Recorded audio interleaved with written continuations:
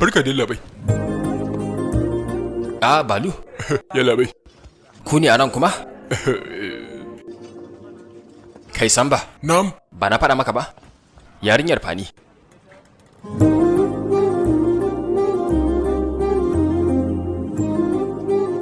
Kin gane ni kuwa?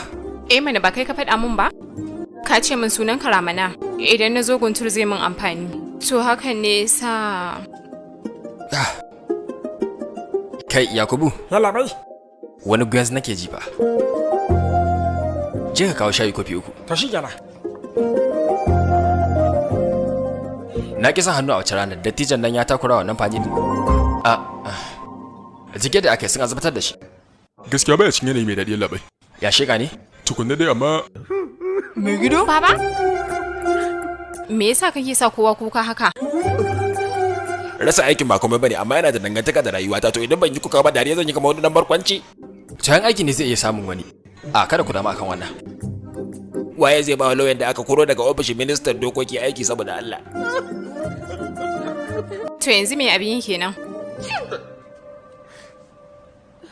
Da ta yi atisha sai ta ƙara koma a jajawur. Zubin halitta kenan. Haka ne. A ina zaki zauna? Masaukin bakin Star. Ai ba masaukan bakin Star ana. Masaukin bakin Star suna ne kawai labai. Gurin kwana take nufi. Zama irin wannan gurin abai dace da wannan zafa ba. Yabo ne kawai. Baba na ya rasa aikin shi. Ga jadawalin bukatun wata. Ba zan iya ji da duk wannan ba Malam Ramana. Ita ce a cikin matsala, me yasa kai kake kuka? Abin da ya daure min kai kenan yalla bai. Ba da wata alaka da ahalin ta ba.